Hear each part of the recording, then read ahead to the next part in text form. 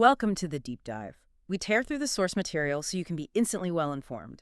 Today, we're plunging into, well, the educational architecture that really shaped Western intellectual life for, what, over 1,000 years? The 7 liberal arts? Absolutely. And this system, it's usually broken down into the trivium and the quadrivium. Yeah. It was uh, far more than just some old curriculum. It was really a rigorous, pretty complete cognitive blueprint.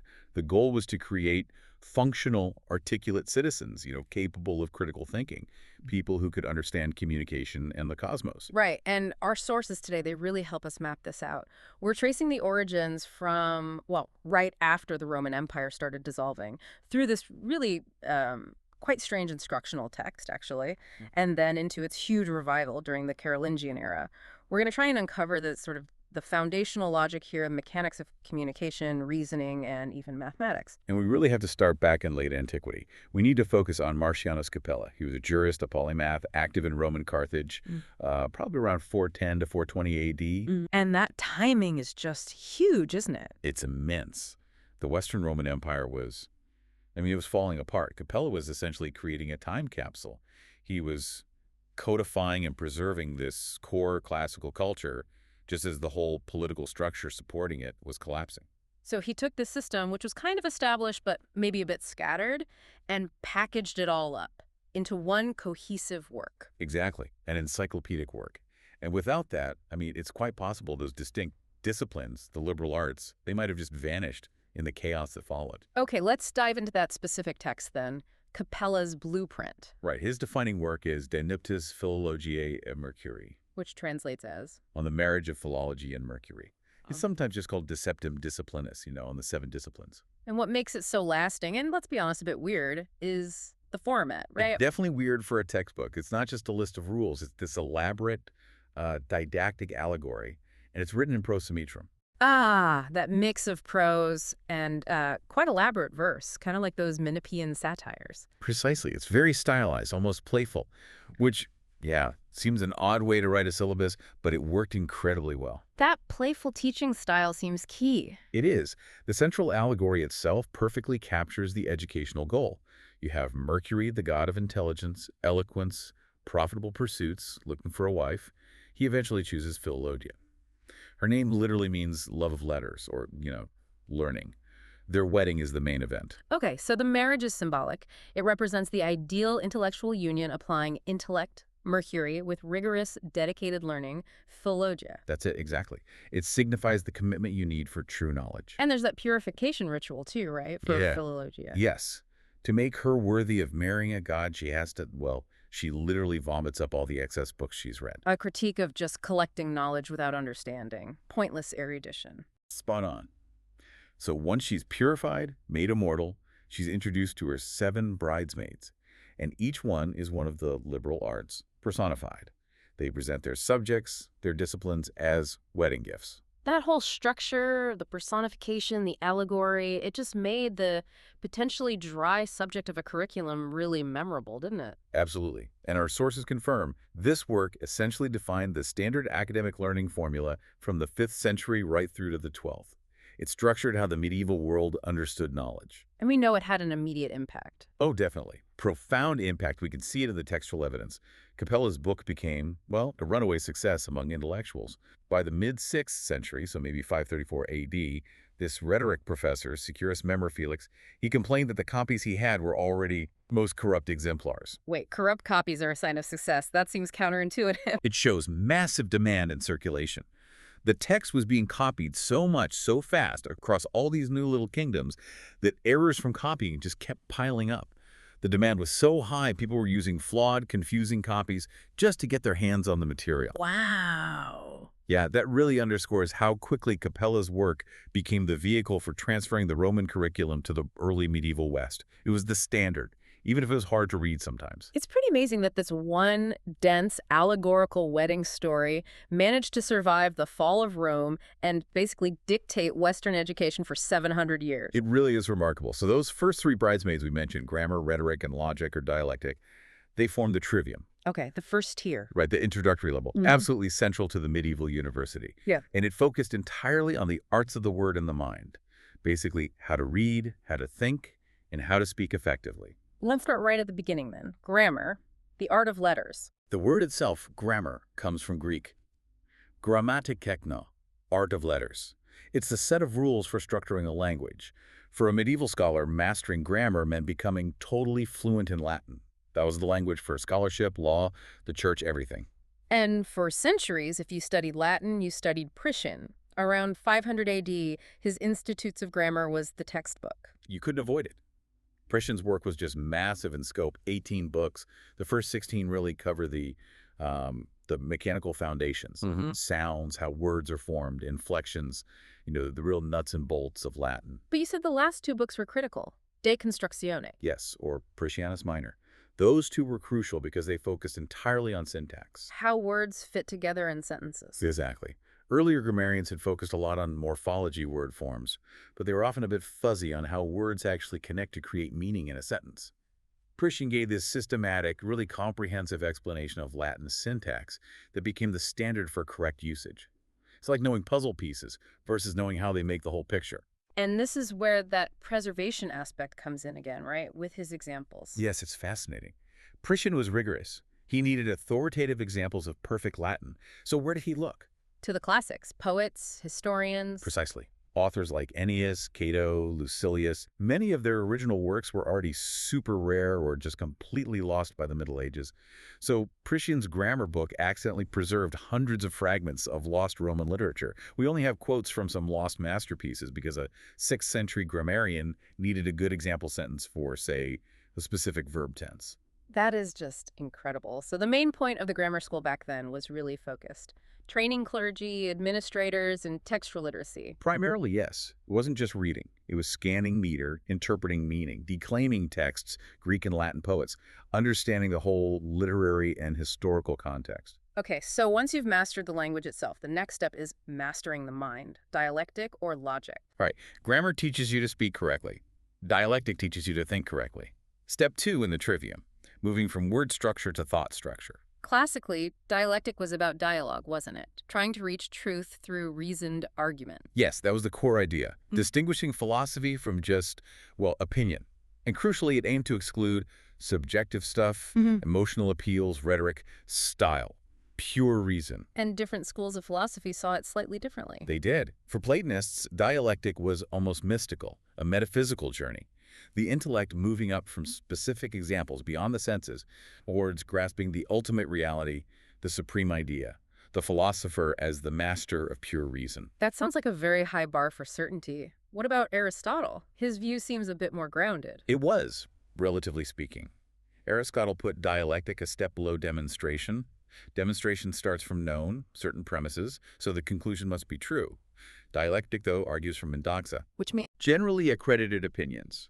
Things generally believed to be true, or opinions held by respected authorities.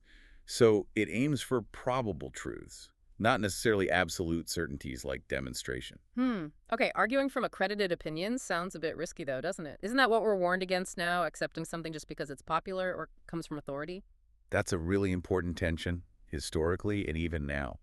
The rigor was supposed to come from the method, not necessarily the starting point. Aristotle saw rhetoric as the antiquastrophe, the kind of mirror image of dialectic. Dialectic relies on the form of the argument, the logic, not emotional pull. And the scholastics in the Middle Ages really formalized this method. Oh, absolutely. With the quaestio disputata format, that became the standard tool for tackling huge philosophical and theological debates. Right. You see it in Aquinas, Abelard. Exactly. They followed a strict structure. First, state the quaestio, the question. Second, offer a provisional answer. Third, present arguments for and against that answer, drawing heavily on authorities, Bible, church fathers, Aristotle, whoever. Fourth, and this is key, they give their own determination. Sed contra, but against this. Followed by respondeo decendum, I reply that it must be said.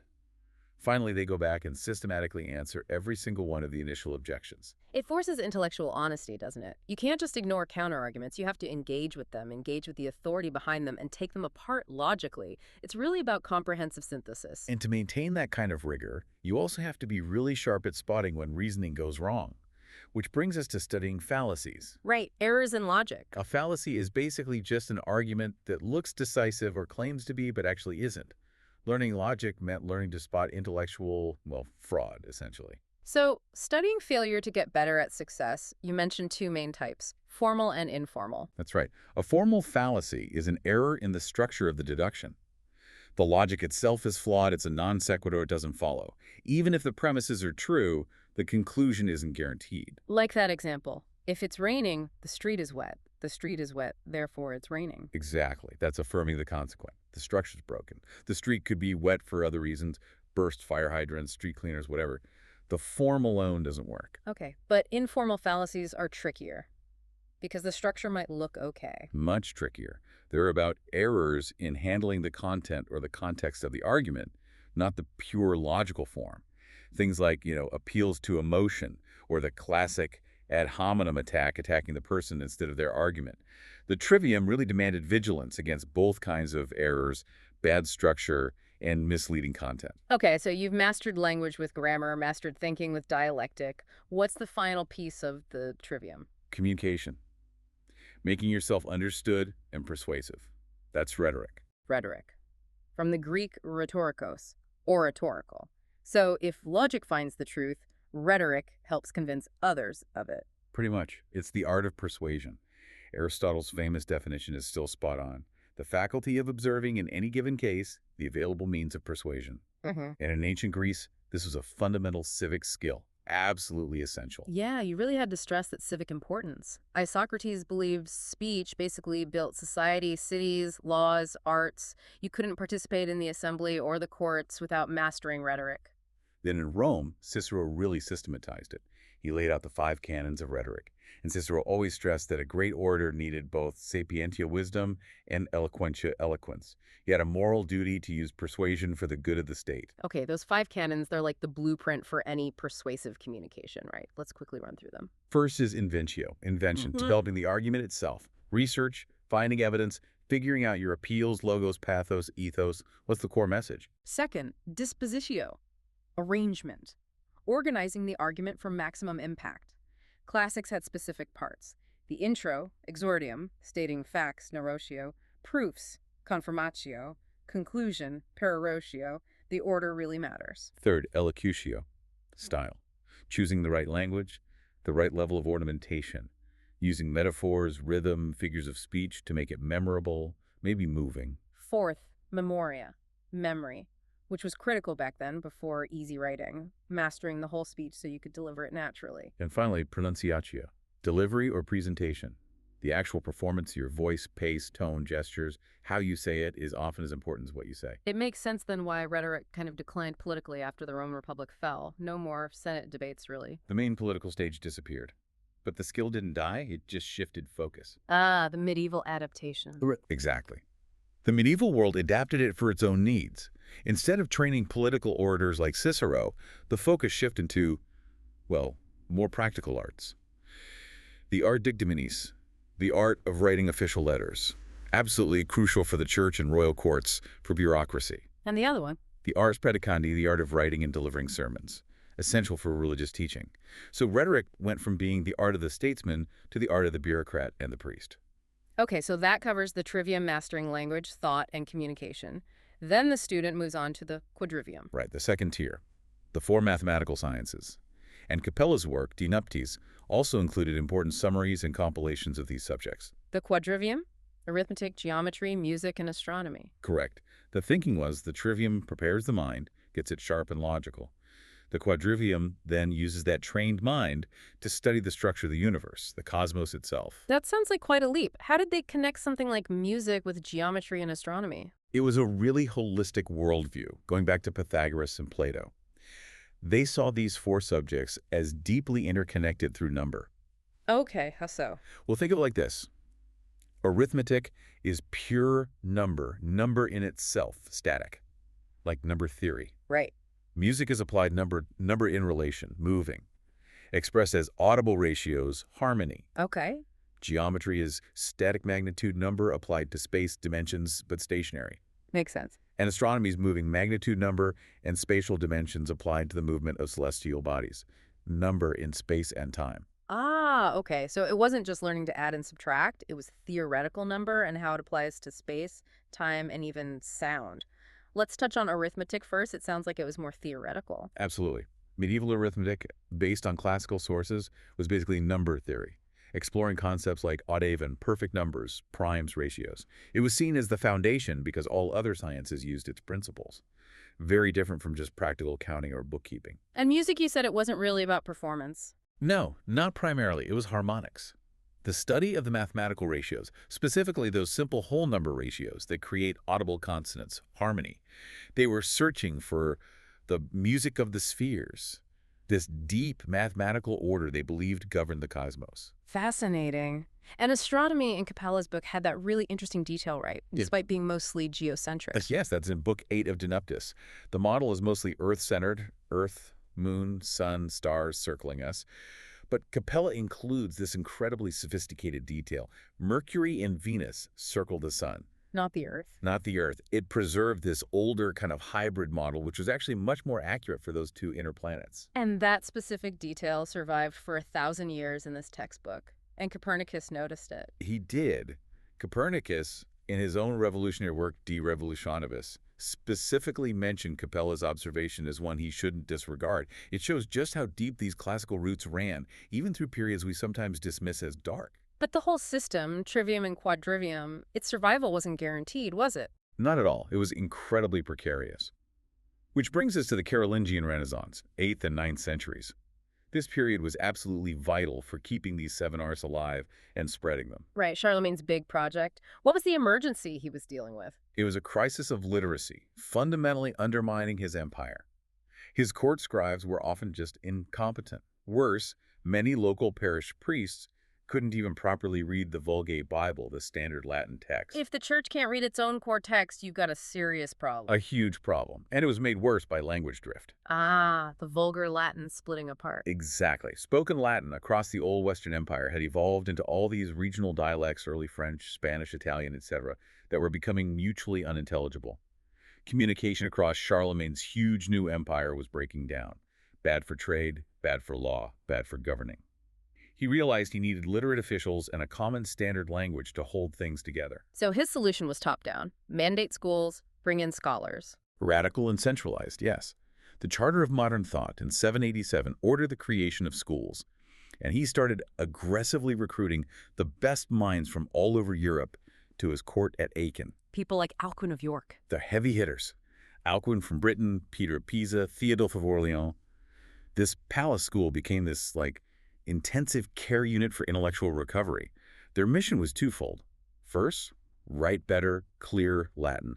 Second, find, copy, and preserve the classical texts that were literally rotting away in monastery libraries. You can really feel Alcuin's passion for it in his writings. Sowing the seeds of knowledge, the old wine of ancient learning. It sounds like a real salvage operation. It truly was. Our sources suggest the Carolingians rescued works that had seen almost no new copies made in the 7th and 8th centuries. Martianus Capella, Boethius Cicero, Hortus. The earliest surviving manuscripts for many classics come from Charlemagne's scriptoria. They literally pulled the Western intellectual tradition back from the brink. And this revival had concrete results that reshaped European communication. 3 huge results. First, the development of Carolingian minuscule. The script? Yeah, a new style of handwriting. Really clear, legible, beautiful script with distinct uppercase and lowercase letters, made reading much faster, much less ambiguous. It was so good that Renaissance humanists, centuries later, thought it was the original ancient Roman script and adopted it. It's the basis for our modern printed letters. Amazing. What was the second result? The creation of medieval Latin, a standardized learned language for all scholarship. It kept the classical grammar but allowed new words for theology, philosophy, science. This meant a scholar in Ireland could communicate perfectly with one in Italy. It created the first real Europe-wide intellectual community. Okay, standard script, standard language. What was the third result? You said it was ironic. Highly ironic. Pronunciation reform. Charlemagne brought in lots of Anglo-Saxon and Irish clergy. They weren't native Romance speakers. So they pronounced Latin exactly as it was spelled, a very careful, phonetic, almost artificial pronunciation. Not like the flowing way native Romance speakers might have pronounced it, blending it with their spoken dialects. Exactly. This new, standardized, correct pronunciation actually made Latin sermons completely unintelligible to the average person in France or Spain.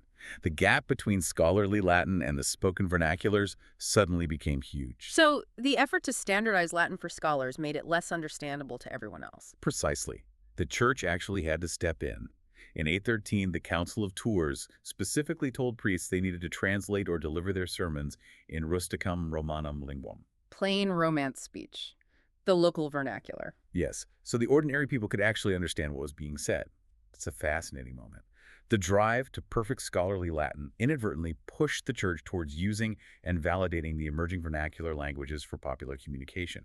It defined what Latin was, but also what it wasn't anymore, the everyday language. Okay, so looking at the bigger picture, the legacy. How significant was this Carolingian effort? The historical consensus is pretty clear. It was absolutely critical for the survival of Western civilization. Kenneth Clark famously said Europe survived by the skin of its teeth. Yeah. And many argue that the very idea of Europe as a distinct cultural entity, unified by the shared classical and Christian educational heritage, really emerged during this 9th century revival. And the core arts, especially the Trivium, they didn't just disappear after the Middle Ages. Not at all. Right. The formal structure changed, but the principles keep coming back. Look at Sister Miriam Joseph's book from 1948, The Trivium. She made a powerful case that grammar, logic, and rhetoric teach timeless modern skills. Clear writing, critical reading, spotting faulty arguments in everyday life, they're fundamental cognitive tools. And rhetoric specifically seems to have expanded way beyond its classical or medieval roles. It feels like it's everywhere now. It really is. Yeah. Because modern rhetoric studies how people use symbols, words, images, data, architecture, ads, you name it, to reach agreement or coordinate action. Think about science, for example. Scientists absolutely use rhetoric. They have to persuade funding bodies, journal editors, the public that their findings are valid, important. They use specific rhetorical strategies to build trust and authority. Right. It applies to journalism, how data is presented, political framing. It's less about just public speaking and more about all forms of symbolic persuasion. Exactly. It reflects the ancient sophists' view, in a way. Rhetoric isn't just for politics. It's woven into almost all human interaction that involves communication and trying to influence outcomes. It's almost the practical application of everything learned in the other arts. So if you master the Trivium, language structure, you can think rigorously, spot bad arguments, and communicate persuasively. You basically have the core toolkit for understanding and interacting with the world. That was the idea, to train the mind so it could effectively tackle any subject it encountered. A truly robust cognitive framework. Okay, so to quickly summarize our deep dive then, we had this classical curriculum, the 7 liberal arts, which got codified by Marcianus Capella in that strange but influential allegorical text. It gave a framework for mastering language and thought, the trivium and the mathematical order of the world, the quadrivium. Then this whole system was critically rescued and standardized by the Carolingian Renaissance. They saved the text, created a common scholarly language, developed clear script, basically set the stage for the next 1,000 years of intellectual life in Europe. The legacy is really the structure of Western thought itself. In many ways, yes. But let's end with a final thought, maybe something for you to chew on, focusing back on dialectic, that art of reasoned, truth-seeking dialogue. We talked about how the scholastics used it to wrestle with contradictions. But later philosophers, people like Karl Popper or even Friedrich Nietzsche, they were pretty critical of some forms of dialectic. Right, Nietzsche distrusted systems, prioritized instinct sometimes. Popper was very concerned about approaches that seemed too willing to put up with contradictions. He felt that accepting logical contradictions just destroys rigorous thinking. A strong critique of maybe finding compromise too easily. Or of systems that become self-justifying instead of genuinely critical. So here's the question for you. Living now in this age of just overwhelming information, constant spin, where fallacies formal and informal are everywhere, used deliberately, does that classical ideal of dialectic, the really rigorous, structured search for truth through argument, the absolute refusal to accept shoddy reasoning, does that still offer maybe the best defense we have against bad thinking and manipulation today? Something to grapple with.